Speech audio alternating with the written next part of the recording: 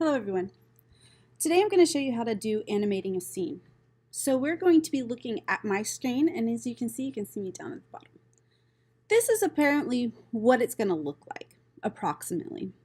If I were to click this flag, we have a splash screen. Now you see that person walking? That's a no-no. That shouldn't happen. It says who's there, and we don't have a joke. But we have several elements here. You can see that these people are moving. We can see that there's a background. We have a splash screen. So ultimately what we want to have is three people, all of them moving, one person walking, and then some sort of joke. So let's go ahead and do that together. I'm going to go up here to my projects. I'm going to create a new project. And we're going to call this project, how about animating a scene for YouTube. All right. So we don't need Scratchcat. Scratchcat is irrelevant at this point. So I'm going to go ahead and close this out. We have some black backdrops here.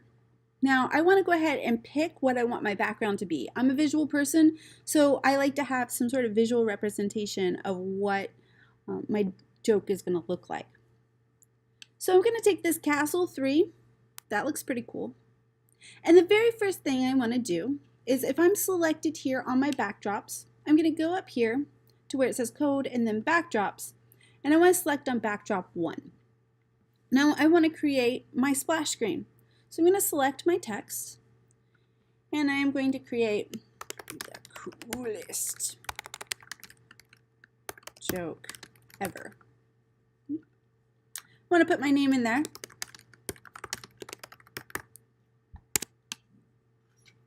And it's done. So the code should look something like, when the flag is clicked, I want to set it to show the splash screen. I want to wait a certain amount of time and have it show the other splash screen. So I'm going to go here to my code. I'm going to select my events. When my flag is clicked, well, I don't know the name of this backdrop. So I'm going to go here to my backdrops. Apparently right here that says backdrop 1, right here that says Castle 3. So under looks, I want to switch it to backdrop 1, so I make sure that it's on backdrop 1 anytime my flag is clicked. Then I want to wait, so I'm going to hit await 3 seconds. And then I want to switch it to my new cool castle background. So if I hit this, 1, 2, 3, it should change. Okay. Just like with any title screen, it should change. All right, so now we need some people, right? We need to start populating this with characters, and as cool as this is, we just don't have any content. So down here is our sprites. I'm going to choose a sprite. I can select people and make this a little bit easier. Now, there are only a few characters that actually have a walking animation. I'm going to take Avery walking just because she's the easier one. I know that Jamie does it too, but he has several. So there's 2 that show up. You can do it a couple of different ways, but if you want to do it, you should be exploring that on your own. So I'm going to show you how to do Avery walking.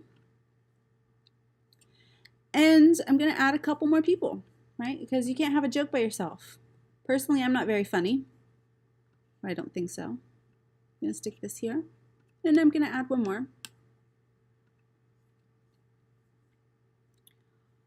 I'm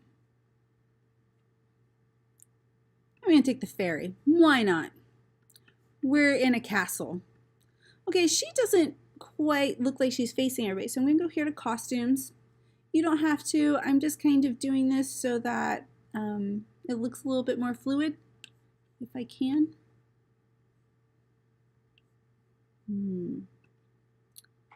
Ooh, I don't think this one has the option. So we'll do this the other way. I'm going to take the fairy, move her over here, and I'm going to take Abby, move her over here. Now I can switch Abby. I know I can switch Abby. I'm going to go to my costumes. To scratch, redo stuff. Okay, well, we'll figure this out together. So I want to not front, back, backwards. Let me see if this rotates. No? Oh no, I want to be on Abby. That's right.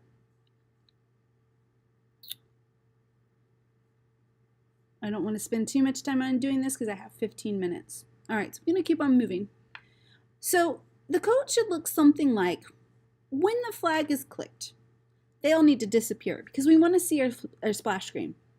So I'm going to do this with every one of my characters. I'm going to select my event. When my flag is clicked, I want them to hide. So you go here into looks. I'm going to take your hide. And when I have it here, I can actually just drag and drop it into whichever object that I want. And in this case, I want to put it in Avery walking and the fairy, just because I like to, have things go quicker. And it should be in here. If not, we'll double check. We'll know, definitely. Okay, so the fairy didn't get that code. So let's stop. Go here to Abby. I'll grab this. Should be able to drop this into the fairy and it should be there. Oh, okay. I'm not going to fight with this one. I can do this and it's going to be faster. Okay, hide. There's my splash screen. We're waiting 3 seconds. Okay, we don't see them. So we need to trigger some event. We need to say, hey, I want you to be seen when I give that command. Just like with anything. Do your missing assignments. You're only going to do them once I give that command. So let's do that here within our backdrop. We're going to start the backdrop to do it. So what we're going to do, because this is have our code, right? We have backdrop 1, which shows our splash screen. We wait 3 seconds. It changes to our castle. So what we go is into events, and we want to broadcast a message. In this case, I can change this. This doesn't matter what the name is. It only matters that you can understand it. And for me, I can remember it best by saying, start joke. So it broadcasts it. It tells the command, yo, I'm done doing whatever I need, start the joke. But we need to have that command. So if I go here to Avery walking, and when she receives the command, start joke, I'm going to have her show. And I want to do that with all of my characters. So again, I'm going to have this drag and drop into Abby, hopefully drag and drop into the fairy. Let's see if we have them in here. Ooh, there's something. Oh, look at that. Oh, feels good. Feels good, man. Okay. See if it's here. Oh, it's way over there. You see, I had to hunt it down. So if you don't see it right away, remember it may not be you. So let's test this. We have our splash screen. When it changes, we should see all our characters. All right. Well, now I need to make some animations happen. Actually, let me see how much time we have in this video. Let's see. Does it say anywhere? I don't know. I'm scared to click it. I think I have a little bit more time, so I'm going to continue. What I want to do is I want to make sure that all of my animations, these all have costumes. So for example, like Avery walking, she has these costumes. And in order to have that animation of it appearing that she is walking, we have to switch our costumes. Just like with Abby, she has different costumes. Right? And then there's the fairy. The fairy has different costumes. And in order to trigger it to go through those costumes, we have to code it. So whether they're seen or not, they can still cycle through costumes. So I'm going to go here to control. I'm going to grab my forever loop. Forever. I want you to change costumes or go to the next costume. But if I were, now which character is this? This is Fairy. So if I were to hit this, she's going to change that costume really fast. And that's because computers don't know time. They just execute the code as quickly as possible. So we want to throw in there a wait. We could wait 1 second. You can wait a half a second. You can wait 3 seconds. Whatever works the best for you. I'm going to, for this particular case, wait 2 seconds just to kind of slow it down. Now I want that with Abby as well. So I'm going to take my forever loop and have my next costume. I'm going to wait 2 seconds.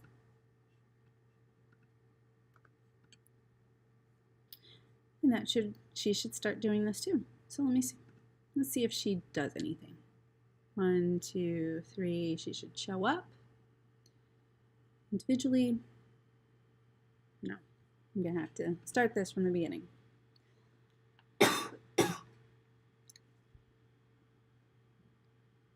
Yeah, so see, she's over there, she's changing her costumes as well.